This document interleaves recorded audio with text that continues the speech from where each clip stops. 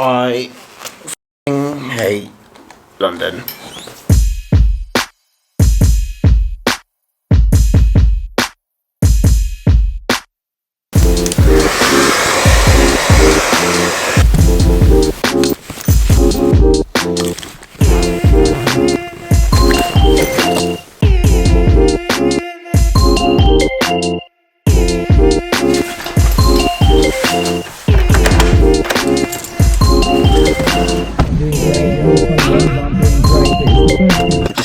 Parcel and now I'm about to hit the road. I don't know if I've talked about this already, but basically my job has been it's gone a bit stagnant recently, and at first I was fine with it because it's just like, you know, that's the job. It's just after Christmas, things are in post-production, etc. But I'm starting to get a bit fed up, so I'm at a bit of an impasse because for the first time since working in TV, I have job security that's really, which is great, but in terms of career progression, I'm 30 years old. I don't want to be just a jobs body, so it's tricky. So I have started applying for jobs on the side just in case something comes up. It's like, do I throw in what I have now, this job security and like the opportunity I have, especially now that I've got a wedding to pay for, or do I branch out and try and get something else that could be more exciting, could possibly get paid more in like the first instance, but the security's not there. So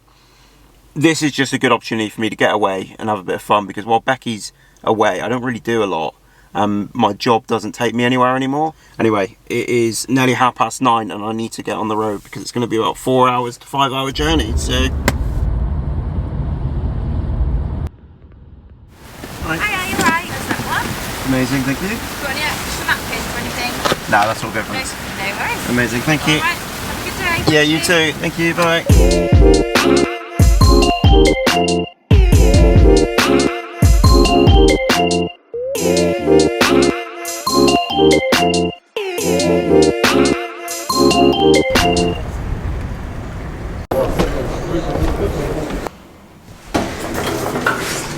Hi. Room booked for tonight. Frankie knocking. Frankie? Yeah.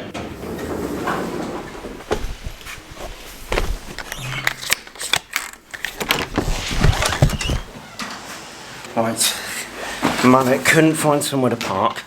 Then it said that they don't provide parking, but I'm pretty sure the disabled is free. So just dropping my stuff off. Have a quick wee, and I've got to go because I'm seeing a friend's play. But I don't know if I'm going to be there in time, so... Oh dear. What a nightmare.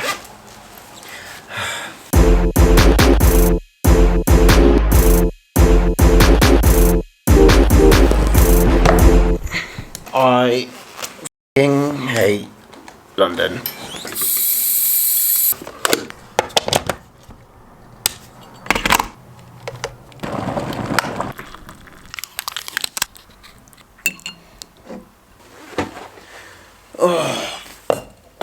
So, I was heading to Finsbury Park from Walthamstow Central.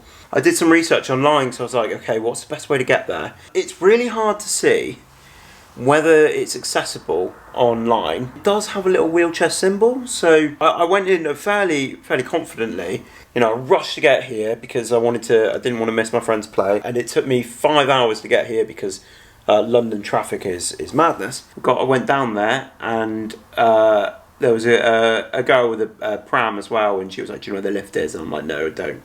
So when I asked someone, she was like, oh, there's no lift. But you can get to the top of the escalator if you go to the bus station, but then you still have to go down the escalator. And then another lad came over and he went, oh, this has happened before. It sometimes says like online that it's accessible. So turns out it's not, and this is the issue. So like, if it's not accessible, it's not accessible, you know, but it needs to really say it's not. Because like, I've shaped my whole day around this. You know, I shouldn't have to get a taxi just because it might not be accessible all the time. London's like one of the biggest and most like modern cities in the world, and it's just not up to scratch when it comes to accessibility. For my job, there's always something that goes around in my head about like wanting to live in London or move to London because it would open up so many opportunities for me. But I mean, f*** that, I just feel like shit, really. The one thing that is nice is that there was a lot, some humanity in it. That the girl with the pram was like, "Do you want to? Should we have a look and see if I can help you at all?" And I was like, "No, sir, it's fine." I let her go, and then another couple came up to him and was like, "We can help you down the escalator." And I said, "I really appreciate it, but it's not really worth the risk, really." It's really lovely they'd offer, but there are too many variables in it. Because like, what if I get to Finsbury Park and it's not accessible? What if I can't get off the train? What if I can't get out of the station? So now I've just got like an afternoon to kill. Just gonna have a cup of tea. I'm gonna listen to the football. Thanks, London, for making me feel so welcome.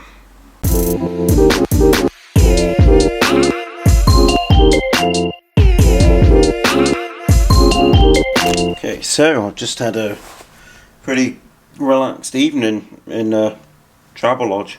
Ordered some food, and now I'm ready to go. This is just good to get me moving, doing stuff. So yeah, it's been good fun. Here we go.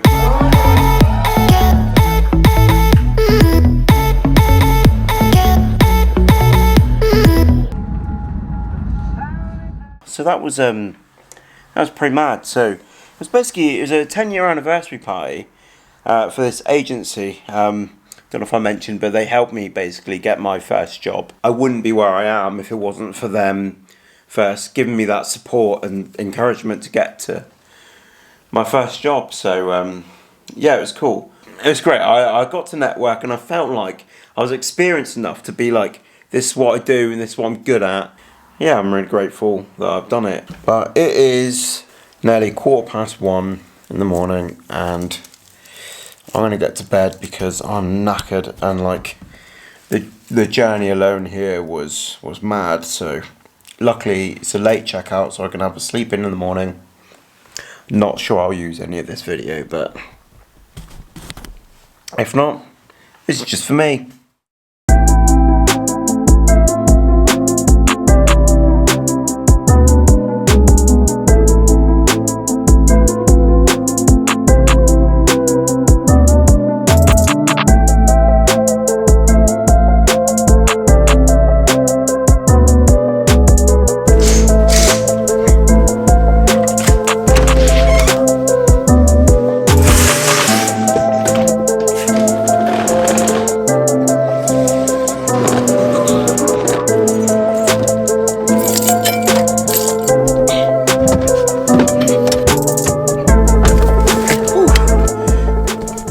So I'm off. It's really funny. As I checked out, the lady went, "On your own?" And I went, "Yeah." And she went, "By yourself?" And I went, "Yeah." She went, "And everything was okay?" I was like, "Yeah, everything's fine."